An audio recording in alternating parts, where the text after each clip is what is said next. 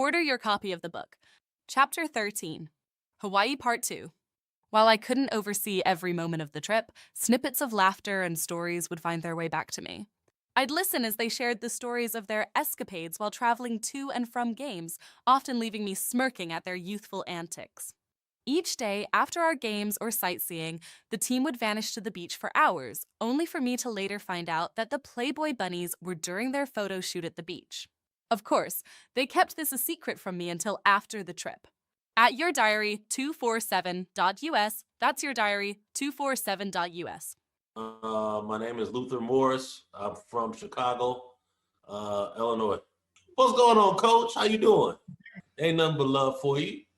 Well, congratulations on your 40 years of coaching. You still coaching? I learned a lot from you. I played for Coach Maiden in 91. I met Coach Maiden we were just talking. I met you through, I believe, Jeff Lattimore. He brought me over. He brought Bruce over from De La Salle. Oh, it was a great experience. I mean, it was. I talk about it all the time. It's one of my fondest memories because I was able to playing at De La Salle was a different experience playing baseball than it is playing for Coach Maiden. We were able to travel. I was able to play with players that understood me, that had similar interests. We actually played together. We gelled together. We played as a team. So it was a great experience. Some of the fondest memories I always talk about is traveling, Minnesota, the road trips, whether ups and downs of the road trip, it always was great with camaraderie. Always the tutelage of Coach Maiden, life lessons, the fun, it was a great experience. So I can't match it. I was just talking to my sister just recently about me playing that summer. So it was a difficult choice. As I said before, baseball was always my first love. Baseball was always my first sport. I received a scholarship to Northwestern University, and it was advised that I didn't play summer league baseball after my senior year of high school because of risk of injury. I still chose to play baseball because it's still my first love. And I don't regret my decision, and it was a great experience. I would do it again in a heartbeat. I said I would always do it again in a heartbeat. So I appreciate you. Thanks, Coach. Football was a great, I think I was more of a natural in football. I was able to receive a full ride and scholarship to Northwestern. After Northwestern, I was able to play professional for Kansas City Chiefs, various teams, Denver, St. Louis, San Francisco, along my journeys. I think baseball, and I tell all my athletes, playing multiple sports, I think is a gateway to being an overall complete athlete. I figure if I can hit a baseball, hit a curveball, slider, I can catch a football. I can catch a big football. You're catching a baseball with one hand. I can use two hands for a football. Eye-hand coordination, depth perception. It's a lot of things that baseball teaches you that you just don't get in other sports. So being a multiple sport athlete, I think, because I did play basketball as well, I think it taught me a lot that I needed for football. But I think baseball was the key and the stepping stone. And I always praise my dad for putting me into baseball as my first sport and making it my first love. So what was your most memorable experience about Coach Maiden and being part of the program? I'm not allowed to discuss that on film. And I will not discuss that on film. But it's as I said, it was the bridging of the camaraderie, because I went to a private school or a Catholic school, like I said, and it's a different experience Catholic versus public. You always got the Catholic. That's why we have the prep bowl and things like that in football. We don't really have. I don't know if we have anything in baseball, but it's the camaraderie. I was able to build friendships and play with other players that I normally wouldn't have played with on a normal basis, and we were able to, we were all from the same neighborhood, but we all went to different schools. So I thought that just the camaraderie was. No. Tell us about that Tennessee trip. I cannot confirm or deny anything that happened. I heard rumors about y'all on that Tennessee trip. I don't know about. I know I got in trouble and I didn't do anything. I promise you, I slept on the bus that night. Right. Oh, but that was playing at some of those fields, because you don't see a lot of those fields. We play at parks and things like that in high school. So when you go travel, you actually go see different ballparks with lights. It gives you like a different type of feel, a different type of stadium, and different type of competition. So you have to really, use your wits. So I used to love the traveling aspect of summer league baseball. So rumor has it Coach Mayton was a real character now. Man, that's an understatement. That's an understatement. All day, all night. Oh my goodness.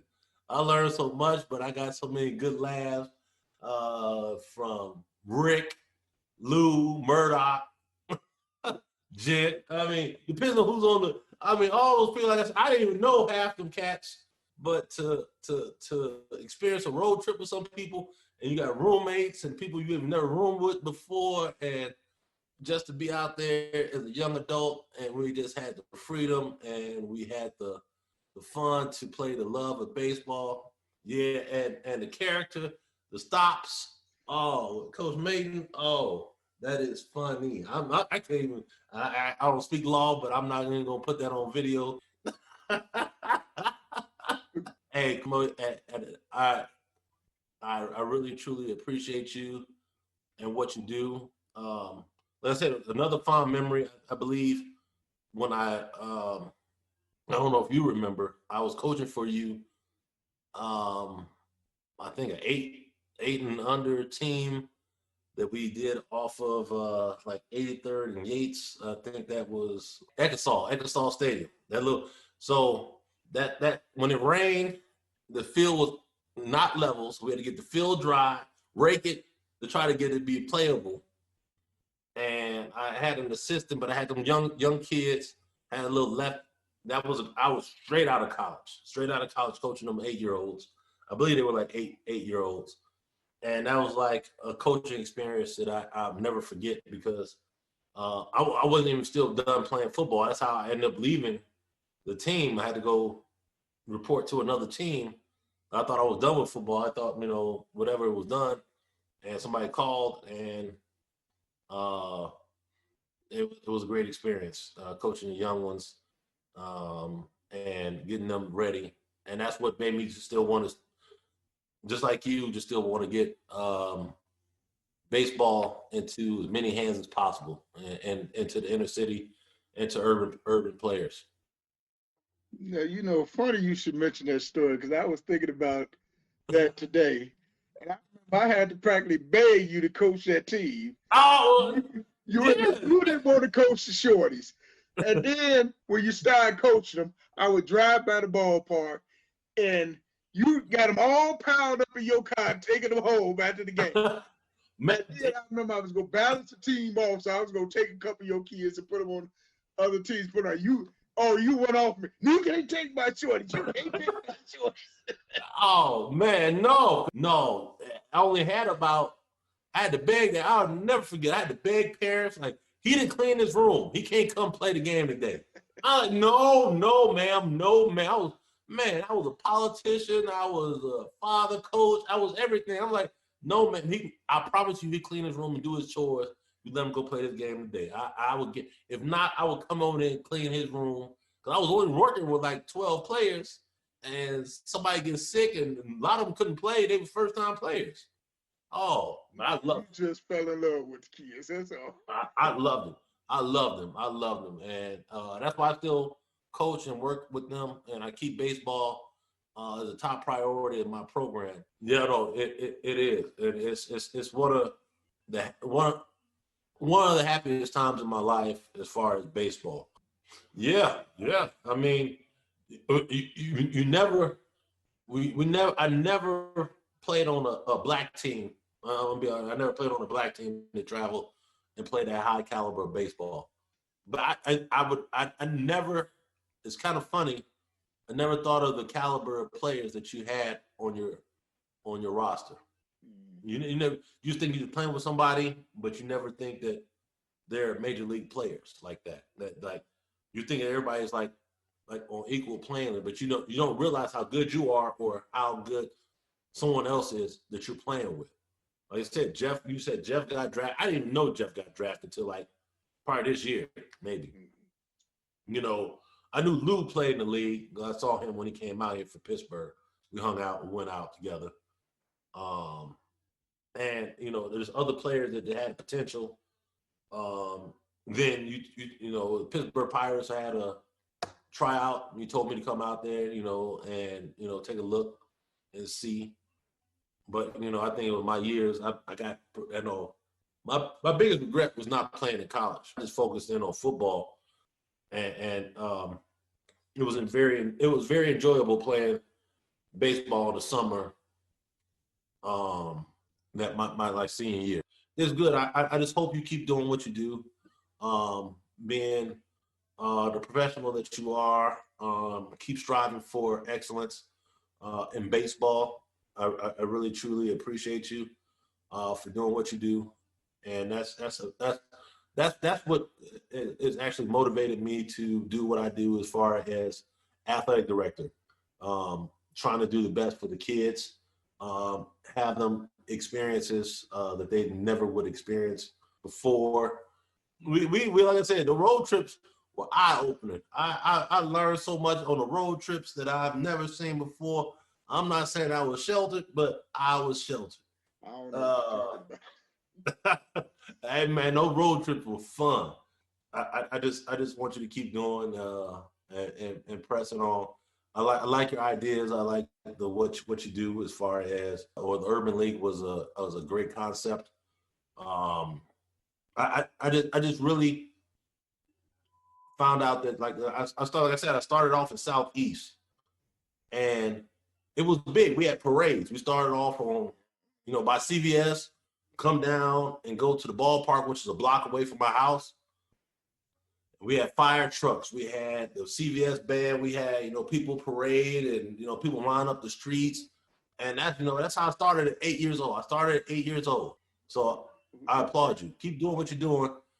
Keep trying to teach and get in the urban areas, keep baseball alive. Because I think that's important because we lose it. Because, always that. You know, nothing but love. All right. All right. I'll talk to you later, Coach. The Diary of a Coach / Former MLB Scout. 40 years, I just can't tell it all. Chapter 3. La Crosse, Wisconsin. I was there. One of the funniest kids you will ever meet. His antics kept us laughing, starting with his imitation of Stevie Wonder on that bus, complete with putting on sunglasses on the bus in the dark and singing My Sherry with his head rocking back and forth. And then imitating one of the coaches with his favorite saying, "I'm not going to drive this bus if you guys are going to keep talking about me." The rest of the story is worth purchasing the book. Just go online and get yours today at yourdiary247.us. That's yourdiary247.us.